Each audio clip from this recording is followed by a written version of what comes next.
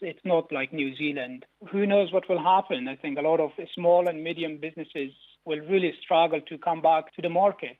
There have been close to 3,000 confirmed cases and almost 100 deaths.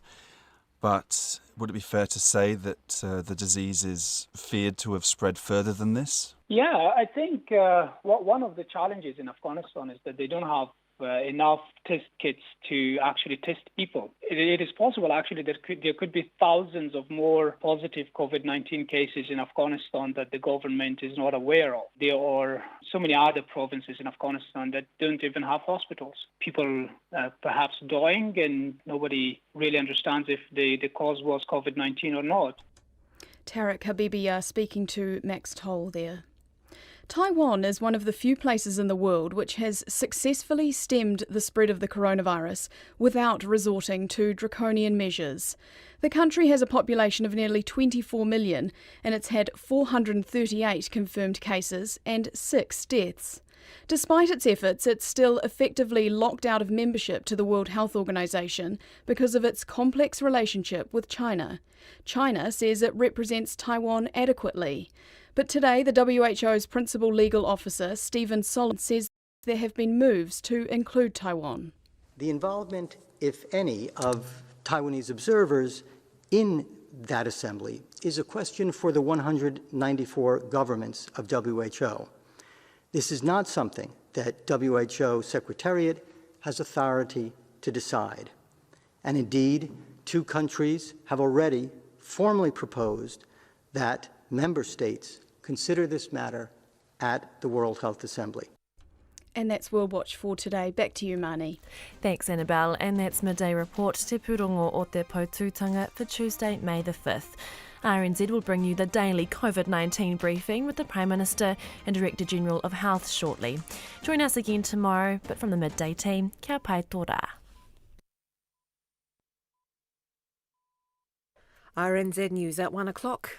Good afternoon, I'm Cynthia Morahan.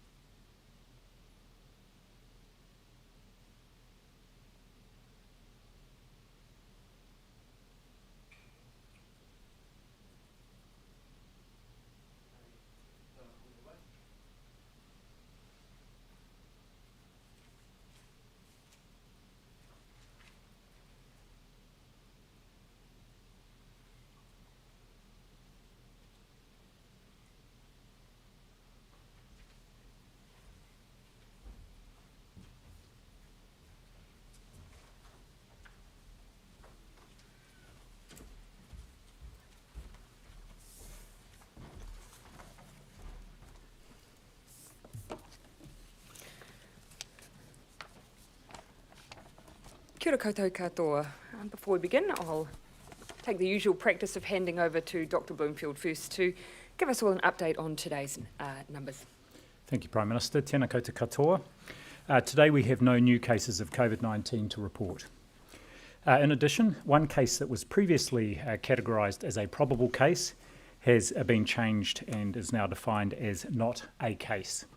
So our overall total of confirmed and probable cases decreases by 1 to 1,486. Our total number of confirmed cases therefore remains at 1,137, and we will continue to report this number to the World Health Organization as we do update them each day. Yesterday there were 3,232 tests processed at our laboratories around the country, and the combined total to date is 155,928 tests. Of our cases, 1,302 are reported as recovered, which represents a total of 88% of our confirmed and probable cases. Today there are 4 people in hospital and none of these is in ICU. There are no additional deaths to report. We still have the 16 significant clusters around New Zealand, with 3 now closed, as I've previously reported. One existing cluster, this is the St Margaret's Hospital and Rest Home, has today had 5 new cases linked to it. It's important to note these are not new cases. Rather, what has happened is, following further investigation, cases from what was previously considered a separate, smaller cluster have been linked to the St Margaret's cluster, and those have been merged. These are existing cases, and none of them are patients at Waitakere Hospital. Obviously, having 0 new cases of COVID-19 to report for a second day in a row is very encouraging, and all New Zealanders should feel pleased with their efforts. I certainly do. And of what we have achieved together over these last weeks. Of course, we must stick to the plan. The worst thing we could do now is celebrate success early before the full-time whistle blows and jeopardise the gains we have made. Stay the course, stay in your bubble, and don't squander what we have achieved by giving the virus a chance that it will only too readily accept if we do that. I just want to talk a bit about exemptions. We require anyone entering the country, as you know, to go into a 14-day period of either quarantine or managed isolation, the former if they are symptomatic. To date, since 28th of March, around 6,000 returned travellers to New Zealand have gone into managed isolation or quarantine, and there are currently 179 people in quarantine facilities, and just under 2,800 people in managed isolation. These precautions are obviously to prevent the virus coming into our country and to ensure that all New Zealanders are protected. There is, of course, a process for requesting an exemption, including on compassionate grounds, and the Ministry has to date received 24 such requests that relate to a dying relative.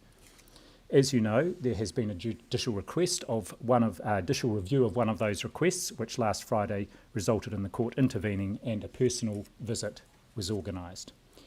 As a result of that judicial review, I've asked our team to review previous similar requests to ensure that they followed the correct process and take into account the judge's findings.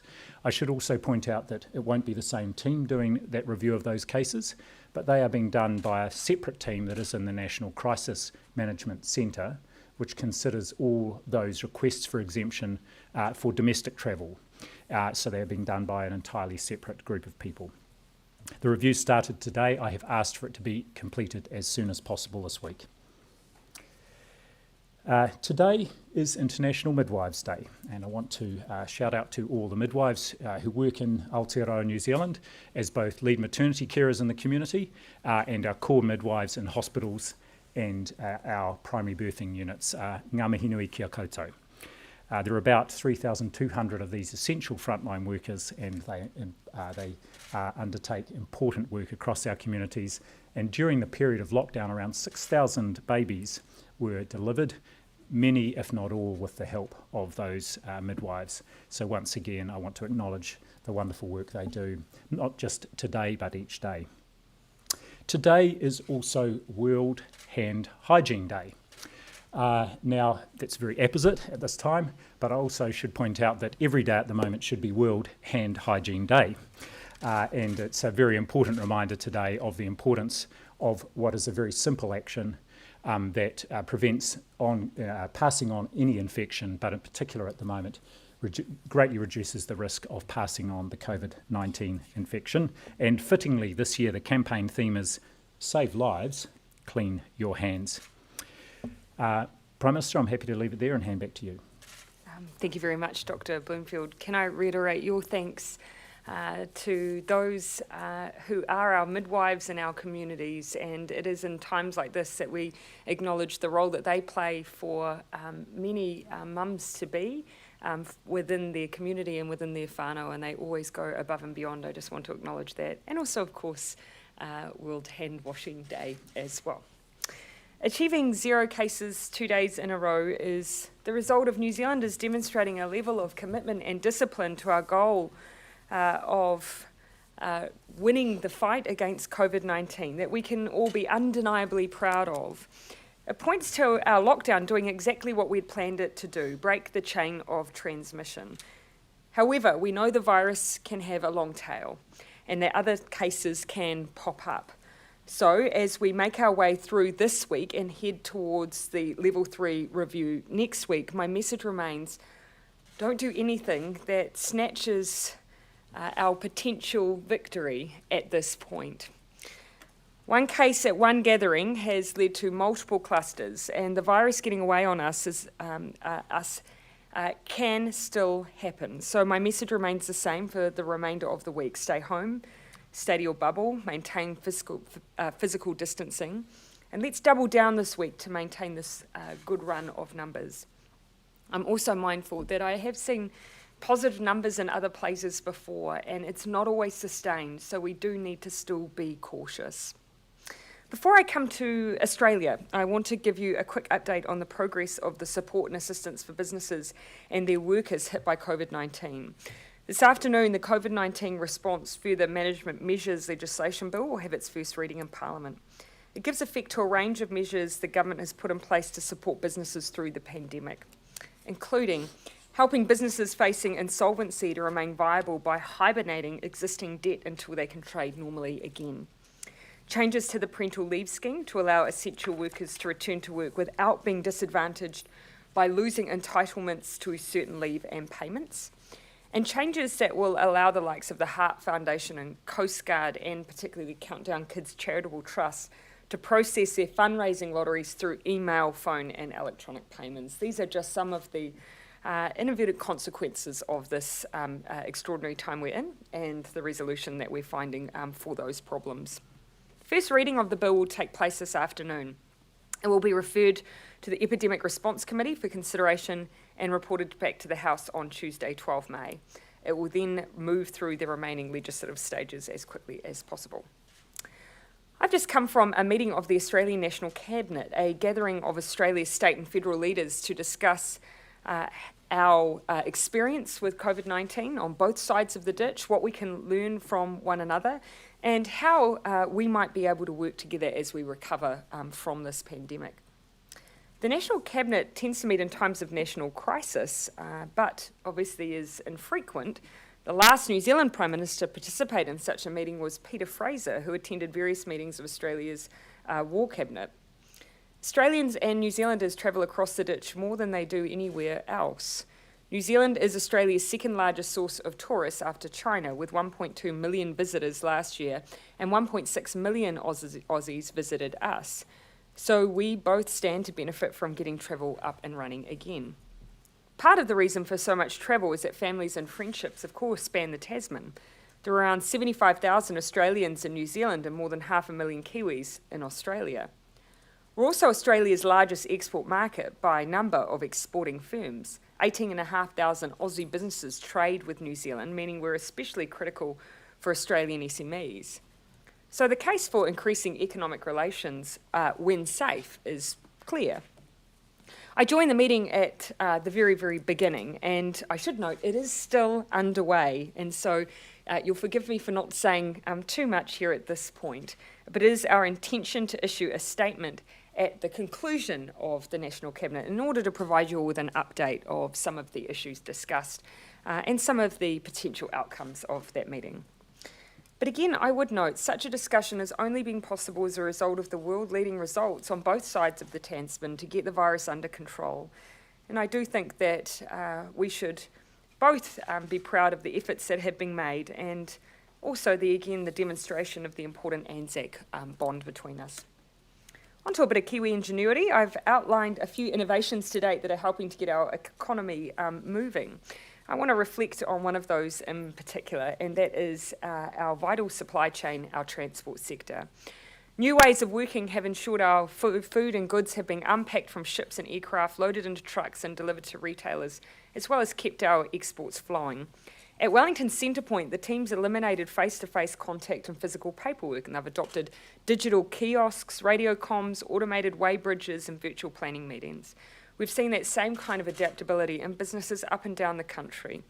Just one example is how two particular drivers, Greg and Sam, have willingly changed their hours of work and routines to match the different inter-islander ferry timetables so they can continue to get frozen vegetables and chips from Ashburton to the ferries in Picton. I want to say thanks to Greg and Sam.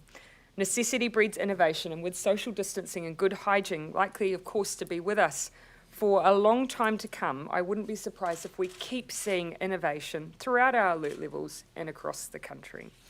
Happy to take your questions. How would you characterise enthusiasm for the Trans-Tasman bubble from the Australian side? And noting, of course, that New Zealand's had 2 days of 0 cases in a row, but Australia's had a kick up in cases largely built around one factory in Victoria. So it's time to take a cold shower potentially on how safe it might be. Well, look, I think the important message there is that it doesn't take much. And that, I think, reinforces why we continue to share that message of stay the course. We have seen across the ditch very low numbers, and then it can only take one outbreak in one workplace or one environment for you then suddenly to have an uptick, and that is why it is so important we stick with our restrictions. Look, the other takeaway for me, and I say this just generally, regardless, is actually there are a lot of similarities in the way that we have each tried to manage COVID and get on top of it and get back in control, and therefore there's the same goals for both of us. Neither of us want cases of COVID coming between our countries. Neither of us would want the burden of that.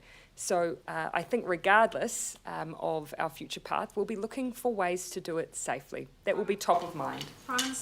Yeah, and then I'll come to you, Toby. Yeah, Jason. Prime Minister, was there any pushback from any of the state leaders? Did any of them feel that this push for a Trans-Tasman travel bubble is too ambitious because many Australian states still have their state borders closed? Yeah.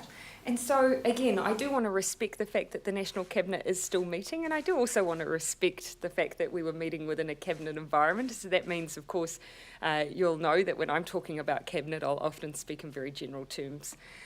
But again, this is not to get ahead of a decision. There are obviously within Australia still restrictions around domestic travel, and those are ultimately issues for Australia. I think simply the position that I would take on behalf of New Zealand is that when we feel comfortable and confident that we both won't receive cases from Australia, but equally that we won't export them, then that will be the time to move. Can you be clear on whether or not there would be a quarantine at either border? The whole purpose of us discussing the possibility of having a bubble of sorts between us, a safe zone of travel, would be so that you wouldn't have to have a quarantine attached. I think everyone would acknowledge that it would be prohibitive. People just wouldn't travel if they had to stay on either side in quarantine for a 2-week period and have to do the same again when you return. But there is still a lot of work to be done before we can progress an idea like that, but it's obviously being floated because of the benefits that it would bring. Taking into account all of those things that we need to ensure that we weren't further transmitting the virus, what kind of certainty or clarity can you give to New Zealanders in Australia who want to come home and see their families? When will they be able to do that? Of course, I'd say to New Zealanders in Australia, you can come home, but of course at the moment we are still requiring that quarantine to keep you safe and to keep your family safe. But we're also actively considering what the future looks like for us. Now, I'm very keen, of course, as I've always said, that the advantage we have getting back in control of the virus has been to try and get back to some form of normality. International travel won't feel like that for some time, but if we can find a way to make it work with Australia, then that would give that sense of normality, if we can make it work. And under level 2? Oh, again, for really the alert level framework within New Zealand, of course, for us it's actually more the criteria of what we're seeing on both sides of the ditch with our cases, with our controls and with our border management. Do you see a situation where we would have a Trans-Tasman bubble but exclude one of the Australian states, for example? For me, that actually really comes down to a determination at a state and federal level by Australia. So that's less of, other than, of course, we would have some expectations of when travel resumes, or if we're able to establish this kind of bubble, making sure we were doing it safely for us. And so that would mean if we were seeing a cluster of cases or growth in cases or outbreaks, that we would have to look on changing what we were doing and what we were receiving on our side. But ultimately, I still see that as part of the arrangements that need to be made between the states and at a federal level. Are you able to give us any more clarity on time frame? No, I do want to let that meeting conclude. And of course, at the moment, what we're discussing here is a concept that's been floated for some time, but I do want to allow the meeting to at least draw to a conclusion before we go any further. Prime Minister, can you, what is your view on how the applications for compassionate exemptions have been handled, given every single one has been declined for that particular circumstance? Yeah, look, I would anticipate that Dr. Bloomfield probably has a similar view to me on this matter. The whole point of having the ability to apply for a compassionate exemption was so that we could assess the circumstances. There should be nothing automated about that. We should give genuine consideration for each of those applications because they would only have been made because of dire circumstances. Now, I absolutely appreciate the reason we put that in place was we didn't want double grief. We didn't want a situation where people entered into a risky situation for them and their families, but equally we wanted to give them a chance to ask to see if there was a way it could be managed. Can you clarify the situation for people wanting to travel within New Zealand rather than coming from overseas and being in quarantine, and is that a lower threshold? Sorry, what was that? If people have a dying relative in another part of the country, yes, would there be a lower threshold for allowance to and go? that's some of the kinds of scenarios that, of course, then you would want considered when looking at some applications as to the degree to which it can be conducted safely. You see the conditions for the person who made a case to the court were very, very specific about private residence, private travel. And so really the Ministry of Health are having to weigh up some quite complex situations and making sure they also weigh up keeping other New Zealanders safe as well. Happy with the criteria that have been applied? Obviously criticism of the judgment, and maybe Dr. Bloomfield can comment on this, about the way these applications have been handled, and obviously this is not a clock you can turn back. Yeah, look, obviously the judgment as I read it was more about the process rather than the fact that the Ministry of Health wanted to be able to assess and use criteria to deem if something could be safe. But ultimately it is the right decision to go back and look at each of them again, and I am pleased that the Ministry of Health are doing that at the request of the Minister of Health. That is the right thing to do. You're right though, these are incredibly difficult circumstances, and I can't imagine being in that situation. In fact, one of the things I have found the hardest about the lockdown we've been in is the loss of people's friends and their family at that time. You said yesterday that there were 18 exemptions. You said that does suggest there's been due consideration. Yes. So the fact that there haven't actually been 18 exemptions and you were given done advice, I recognise that, but the fact that there haven't been, does that suggest there wasn't due consideration? That upholds the decision that has been made to go back and look at each of those cases. Decisions shouldn't be made in an automated way. They should be given due consideration. Every individual case should be considered because these are people's lives. Reconcile that when in the time that you need to do this review, and perhaps you can comment on that as well, Dr. Bloomfield, in the time that you do this review and the time that those applications were made and declined, family members are dying. So a couple of comments there. First of all, as I said, I've asked the team to do this as rapidly as possible, and I had a briefing from them this morning about the process. First of all, to ensure it's done independently, and secondly, to make sure it is done expeditiously, and I recognise the time imperative here. So they are onto that immediately. The second thing is, and this goes to the earlier question about the criteria and the process, and I had in fact already asked the team over a week ago, before this case came through, to relook at the process and the criteria as we move down alert levels, and as we were able to better manage the risk of people coming into the country, and they had that process underway. They are now also looking at the judgment from last Friday to ensure that the findings of the judge are actually informing the review of the process and criteria too. Would that review include the ability, if it's still relevant for people, for them to be able to then go and see a relative that they have previously had declined, even under appeal? Yes, definitely, and that's one of the key purposes of that review of every case, and they're prioritising the ones that are the most pressing in terms of the time frames. Can Jessica, this is still on this matter. In terms of the time frame, are you aware of how many of those cases it's now too late, that person has now passed away? No, I don't have any information about that at the moment.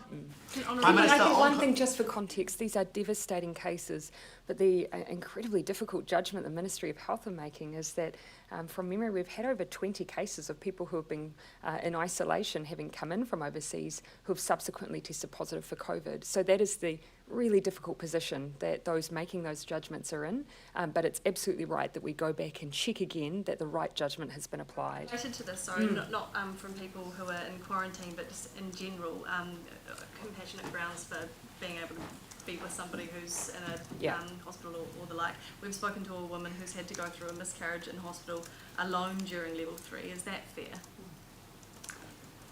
Well, I can't comment on that particular case, but once again, there is a process for exemptions for travel, interregional travel, that is dealt with by the National Crisis Management Centre, and they've had many hundreds of applications, and I know, and they have approved quite a number of those. I don't have the exact numbers. Are you just implying someone in hospital was unable to have someone accompany them? Support person, and we're also hearing that DHBs have different policies allowing different support people in with different patients for appointments. Why those discrepancies across the DHBs? So I can just comment on the latter. We certainly have an updated visitor policy that applies to level 3, and that has been revised for level 2 as well. But a key part of that is an assessment by the person who is in charge of the ward or the environment where a patient is, to make sure that they are able to balance up the potential benefits, of course, to the individual with any risk and how that risk can be managed. And it's very important that we enable whoever it is who's in charge of the care of the person to be able to apply that judgment within a framework that we've agreed nationally. That's how terrifying that is, though, to have to go through something like that anyway, but to have to go through it alone. Yes, and obviously that's something that we had an expectation, of course, that through the different levels, different judgments would be applied. It's a bit hard for us to comment on that without knowing the DHB, the facility and the circumstances, but you will have heard Dr Bloomfield speak many times about trying to create a protocol that really does give that flexibility on the ground to those who know their wards and know their space as well. Dr Bloomfield, can I just clarify about that? Sorry, just coming back to an earlier question. The threshold for moving around the country because of the risk that isn't there because of people arriving from overseas, is it exactly the same criteria, or are they being allowed a bit more leniency if it's within New Zealand, given that the international... So you're saying someone who comes in from overseas... Someone who's already in New Zealand... forgive me. And is moving around regionally. Is just moving around regionally. Are they being applied in a different way because that overseas risk isn't present? I don't know the detail of that, but I can absolutely get that information. What I can say is that process is run not by the Ministry of Health team, which oversees the process for people who have come in and are in quarantine or managed self-isolation. It is run by a team in the National Crisis Management Centre. From what I've seen, yes, because there we've had reunification of parents and children and a number of other circumstances. So very, very different circumstances that have to be dealt with through regional transfers on. through the application that people can apply basically for travel exemptions, that would be the process that applied to that one? Yes, that's my recollection. Yes. Henry. COVID Safe Act, did you discuss that at all with Australia today, and how likely is it that we'll be adopting the same act? Again, you'll forgive me for not getting into a huge amount of specificity, but actually when it comes to that app, most of my conversations have tended to be directly with PM Morrison, because of course most of the design development's being dealt with at that level. So that's something we've tended to discuss when we've had the opportunity one-on-one. Australian media reported yesterday that New Zealand would be adopting that act. Was that erroneous? Well, look, I guess you could, if I'm being generous, of course, I've always said that we're looking at the Singapore app, which is what the Australia app's based on. So perhaps if they're taking an assumption there that therefore that makes it a direct link, but I'm probably being generous.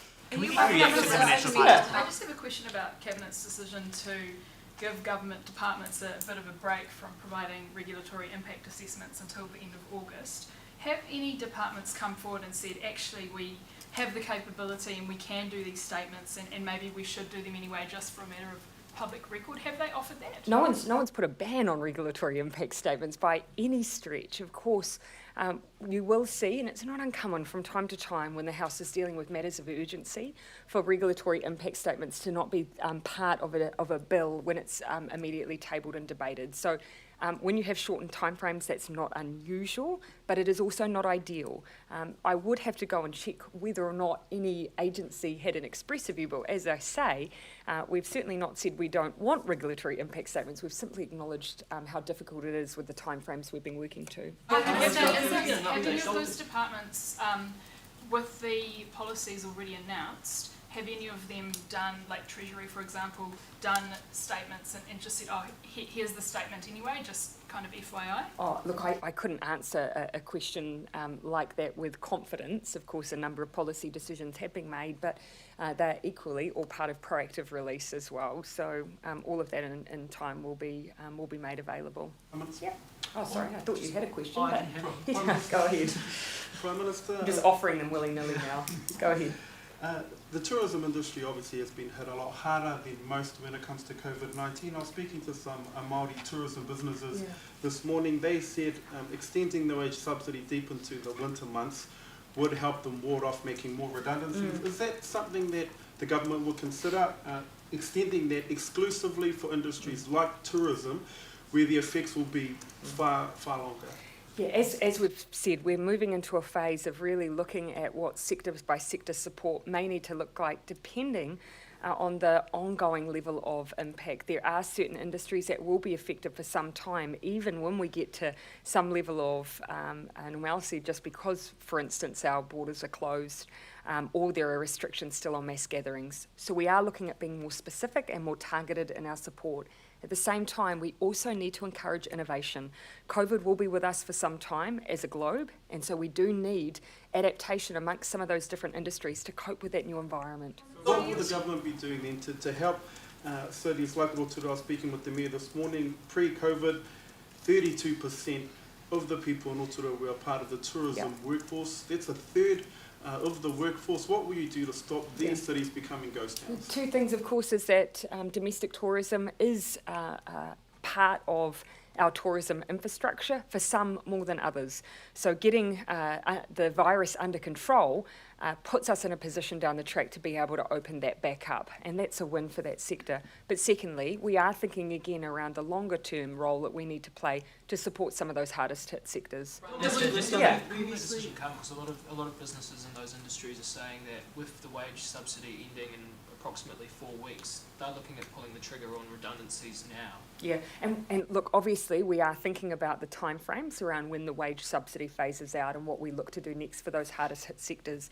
At the same time, I do encourage those who are working in tourism to start making those assessments of how dependent their business is on overseas travel, because we will not have open borders for the rest of the world for a long time to come. In retail and hospitality, those businesses, they're still going to be impacted. When can they get a sense of surety about what sort of support they might receive? Of course, at the moment we're focused very, very much on getting to a position where they can start trading again, which is our immediate focus this week, on providing some framework for them to be able to prepare and get ready for our timetable going forward if we manage to keep our results looking as they are. Dr. Bloomfield, do you have an update on the situation with Waitakere Hospital, how many staff have been tested, and whether there's any more clarity about where those cases originated?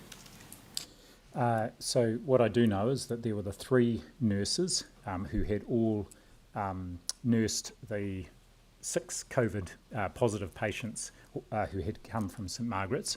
There has been wide testing of their close contacts, both family and work, and no further positives there. Except for one of the nurses, a family probable case. But I don't have any other further information. They are all still in isolation, and there is obviously an audit underway to try and find out what the source of the infection was for those 3 nurses. And is it right that all staff have been offered testing? Yes, all of the staff who would be close contacts and who have been stood down would be offered testing. Is it fair to say that this is a wake-up call for that practice allowing staff to move between COVID and non-COVID wards? Well, what it is, and this is what we've done right through over the last few weeks, is a learning experience. So there is a review underway. It's going to be reporting by Friday this week. It includes senior people from within the District Health Board, as well as an independent person from the Director of Nursing from Waikato DHB. And we're as interested in this, and I think all DHBs are interested, what can we learn? How do we strengthen our protocols and make sure that we are reducing the risk to our frontline health workers, and this will provide us with information for that. Just to reiterate, they weren't working between wards on a single shift. Yeah. Prime Minister previously said that if someone has symptoms, even if they're not too severe, they should be able to go get a test. Should someone who is in managed self-isolation after having entered the country and has mild symptoms like a sore throat or nausea, should they have been tested? I'm expecting that's for the doctor.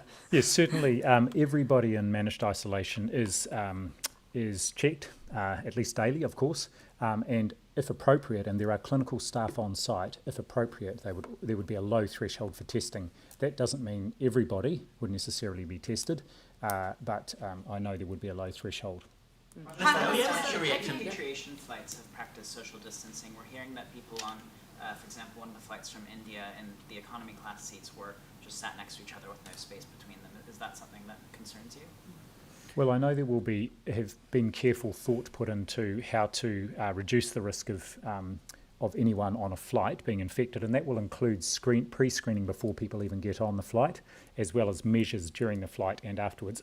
And then, of course, all of those people are going into the mandatory 14 days managed isolation when they get back. Prime Minister, just on Trans-Tasman travel, one of the possible issues is whether insurers will actually cover people for travel insurance if they get sick in the other country, given a declared pandemic is still in place. Has any consideration been given to this? I see that as a hypothetical quite far down the track. I think the first step would actually be working on the future prospects of the travel plan rather than all of the things that act as a byproduct from that. Ben? Do you support Taiwan rejoining the WHO? Oh, as you can imagine, WHO membership is not something I've spent a lot of time thinking about at present. Does Prime Minister have a position on this? Why does New Zealand have a position on this? Oh, again, because it's not my decision around WHO membership, as with collective institutions. There's a much wider body that makes these decisions. But again, it's not something I've spent a lot of time thinking about. Are you weighing up the risk to mental health with the risk of catching COVID when it comes to people having to go through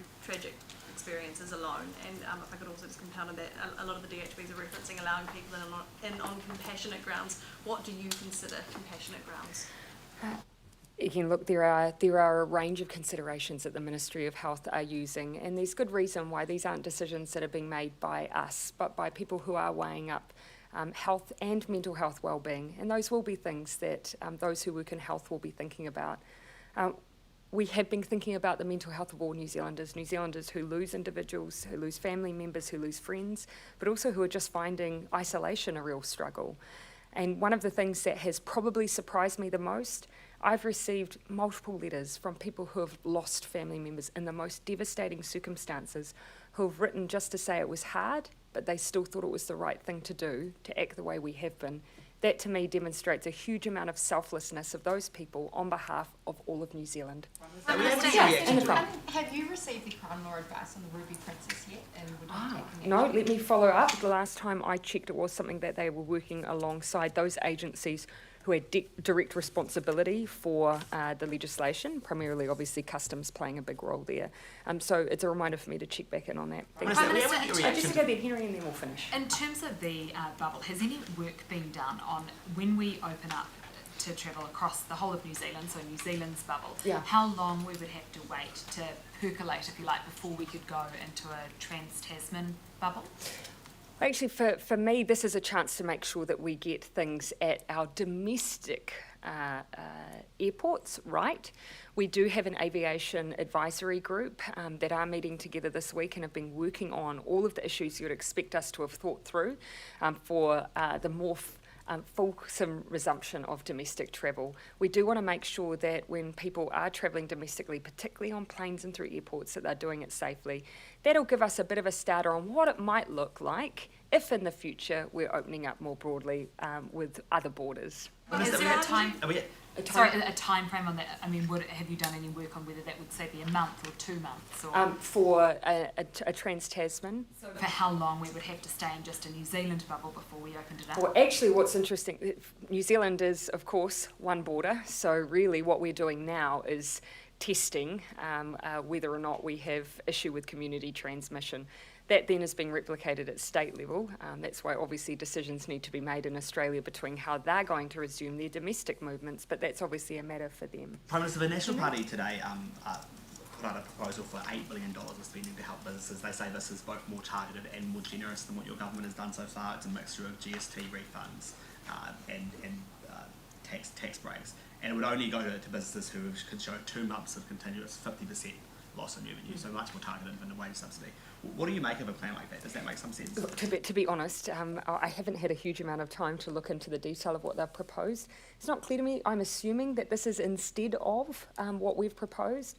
And in part, I would be surprised by that because the wage subsidy has made a huge difference to a number of businesses with varying different circumstances, but all who have had need, and it has kept employees directly connected to their workplace, and it did it quickly. Within days we were managing to get money out the door.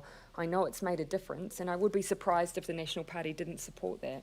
Will you be spending up to $8 billion next week, or is that a bit more than you really have on hand? I obviously won't be giving away any of our future spending decisions from the budget, but if you look back on the wage subsidy, that's been over $10 billion directly into the pockets of people who may have found themselves otherwise unemployed, and an extra $3 billion directly into our tax system to help with small businesses who are experiencing tough times right now. Very quickly on the zero cases, how did you react when you learnt we had consecutive zeros?